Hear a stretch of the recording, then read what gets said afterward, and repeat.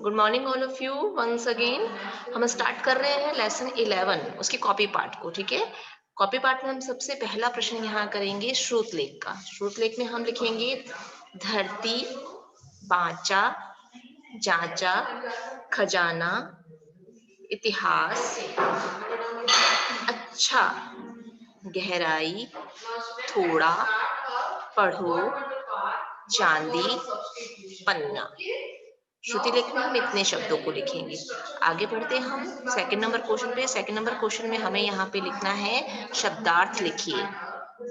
शब्दार्थ लिखिए में हम करेंगे सबसे पहले शब्दों के अर्थ लिखने में हम सबसे पहले लिखेंगे दुनिया। दुनिया का क्या अर्थ होता है? जग, संसार। हिसाब यानी कि लेखा जोखा। हिसाब का क्या अर्थ होता है? लेखा जोखा। बांचा यानी कि पढ़ा। जांचा यानी कि निरीक्षण करना।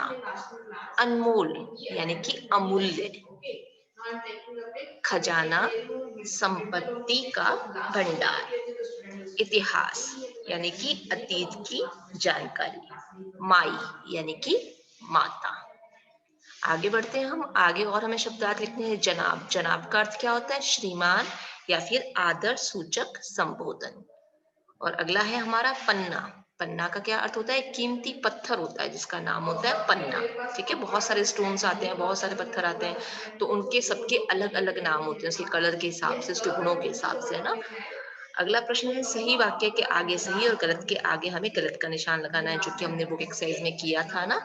तो सबसे पहले दे रखा है कि धरती की किताब ना जाने कितनी आश्चर्यजनक चीजों की जानकारी से भरी हुई है, तो ये वाक्य एकदम सही है। अगला है कि धरती किताब में कुछ अच्छी जानकारी है तो कुछ खराब भी है, ये वाक्य गलत है, क्योंकि धरती की किताब में सारी जानकारियां बहुत अच्छी है। अगला है धरती के अंदर पानी है जिसके बिना जीवन संभव नहीं है, एकदम सही है, धरती के अंदर पानी है और अगर पानी नहीं होगा तो हम जिंदा नहीं रह पाएंगे। अगला है हमारा धरती के अंदर खजाना है, यानी कि इसके अंदर खूब सारे नोट, गहने आदि दबे हुए हैं, तो ये वाक्य गलत है, उसके अंदर नोट, गहने आदि नहीं है। उसके अंदर तो हमें क्या मिलते हैं? सोना, चांदी, ये सब मिलता है, उनसे ही गहने बनते हैं, और नोट वगैरह तो उनकी छपाई की जाती है ना। अगला है धरती की गहराई तक खुदाई करने से जो भी चीजें निकली उन्होंने धरती को पहचानने में हमारी मदद की है। क्या ऐसा है? धरती की गहराई में हमें जो भी चीजें मिलती है उससे ही हमें इतिहास को जानने में और उन चीजों की जानकारी हमें उस धरती से ही मिलती है। आगे बढ़ते हैं हम अगले प्रश्न की ओर, जिसमें कविता की पंक्तियां पूर्ण कीजिए। कविता की पंक्तियों में हमने जो बुक एक्सरसाइज में किया था वही हमने यहाँ लिखा है। जीवन के आने जाने का, ये लाइन हमें खुद लिखनी है और अगली लाइन हमें लिखी भी मिलेगी। इस दुनिया के बन जाने का। ख में हम लिखेंगे चांदी सोना इसके अंदर, हीरे पन्ना इसके अंदर। ठीक है, सोना चांदी इसके अंदर ये हमें लिखना है और हीरा पन्ना इसके अंदर, ये हमें लिखा हुआ मिल जाएगा। अगला प्रश्न है हमारा, नीचे दिए गए शब्दों से हमें वाक्य बनाने हैं, जो कि हमने बुक एक्सरसाइज में किया था। देखो क नंबर पे हमने लिखा है अनमोल, तो अनमोल का हम वाक्य बनाएंगे। माता पिता के साथ बिताया हुआ समय सबसे अनमोल होता है। जीवन, हमें जीवन में हमेशा खुश रहना चाहिए। गहराई, गंगा नदी की गहराई बहुत अधिक है। कहानी, मुझे कविताओं से कहानी ज्यादा पसंद है, यानी कि मुझे कविताओं से अधिक कहानियां पसंद होती है। अगला प्रश्न है कि निम्नलिखित प्रश्नों के उत्तर हमें एक शब्द या फिर वाक्य में देने हैं। तो प्रश्न एक हम यहाँ पे लिखेंगे कि कवि ने धरती को एक बड़ी किताब क्यों कहा है, हमें ये बताना है यहाँ पे। कवि ने धरती को एक बड़ी किताब इसलिए कहा है क्योंकि जिस प्रकार किताब में हमें सारी चीजों की जानकारी मिल जाती है, ठीक उसी प्रकार धरती रूपी किताब की जांच करने पर हमें उसके इतिहास की जानकारी मिल जाती है। ठीक है, कवि ने धरती को एक बड़ी किताब क्यों कहा है? कवि ने धरती को बड़ी किताब इसलिए कहा है क्योंकि जिस प्रकार हमें किताब से सारी जानकारियां मिलती हैं, उसी प्रकार हमें धरती रूपी किताब की जांच करने पर हमें उसके इतिहास के बारे में जानकारी मिलती है, चाहे वो धरती का इतिहास है कि धरती पे जीवन कब उत्पन्न हुआ था, या हमें कोई चीज मिल जाती है, कोई वस्तु मिल जाती है, कोई खनिज पदार्थ मिल जाते हैं, या कोई ऐसे अवशेष मिल जाते हैं पुराने जमाने के, तो उसकी जानकारी प्राप्त करने पर हमें धरती से पता चलता है कि इतने टाइम पहले भी ऐसी चीजें हुआ करती थी, वरना हमें कैसे पता चलता चलता कि हमारे आने से पहले धरती पर कौन-कौन था। तो ये धरती के इतिहास से ही हमें पता चलता है कि किस-किस चीज़ों का अस्तित्व कब हुआ था ना। अगला प्रश्न है कि धरती की किताब को बाँचने व जाँचने से किनका पता चला? धरती की किताब को जाँचने और बाँचने से हमें इस दुनिया के बनने का, जीवों के जन्म लेने का और इसके अंदर के खजानों का और मनुष्य के इतिहास के बारे में पता चला। किस-किस अगर हम धरती बाँचना का मतलब मैंने क्या बताया था? बाँचना, जाँचना यानी कि पढ़ना।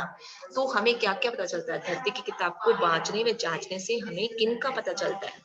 जब हम धरती की किताब को जाँचेंगे या बाँचेंगे यानी कि उसे पढ़ेंगे, तो हमें किस-किस की जानकारी मिलेगी? दुनिया के बन जाने की और कौन से जीव का उत्पन्न कब हुआ था, इस सब की। बहुत से ऐसे जानवर हैं जो अब इस धरती पर नहीं है लेकिन पहले हुआ करते थे।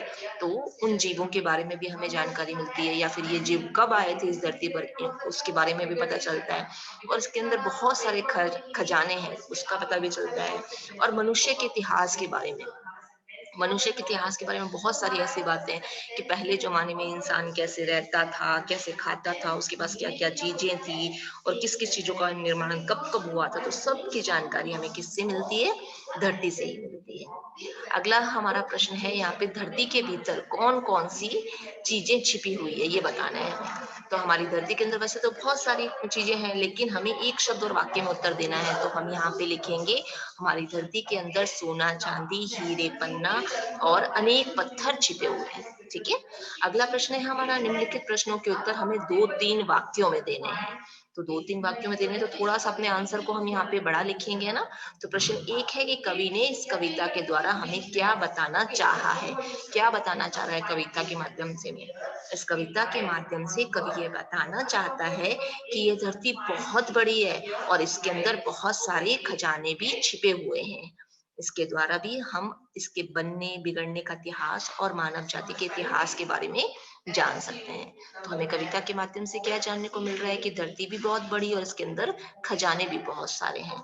और इसके द्वारा हमें क्या-क्या पता चलता है कि धरती कब बनी है और उसपे क्या-क्या बिगड़ा है और क्या-क्या अब नहीं है और क्या-क्या पहले था।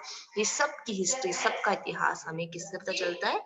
धरती से पता चलता है। और मानव जीवन के बारे में भी, मानव जाति के बारे में जितनी भी हिस्ट्री है, जितना भी इतिहास है, वो सब हमें धरती की जानकारी से ही मिलता है। अगला प्रश्न है निकला है अनमोल खजाना। पंक्ति द्वारा कवि खजाने की बात कर रहा है। इस खजाने में कौन-कौन सी वस्तुएँ शामिल है? जब हमें खजाने की बात की जा रही है तो इस खजाने के अंदर क्या-क्या आता है? इस खजाने में बहुत सारी चीज़ें आती हैं जैसे सोना, चांदी, हीरे, पन्ना और पानी। बहुत सारी ऐसी चीज़ें हम बहुत सारी चीज़ों का नाम लिख के ना लिख कर के सिर्फ़ 2-3 चीज़ों का नाम लिख के आधे लिख रहे हैं यहाँ पे, ठीक है? आगे बढ़ते हैं हम धरती को हमने किन चीज़ों से पहचाना है? किन चीज़ों से हमें धरती की पहचान हुई है? धरती की पहचान हमें धरती को खोद-खोद कर हमने अनेक खनिजों और पत्थरों को प्राप्त किया है।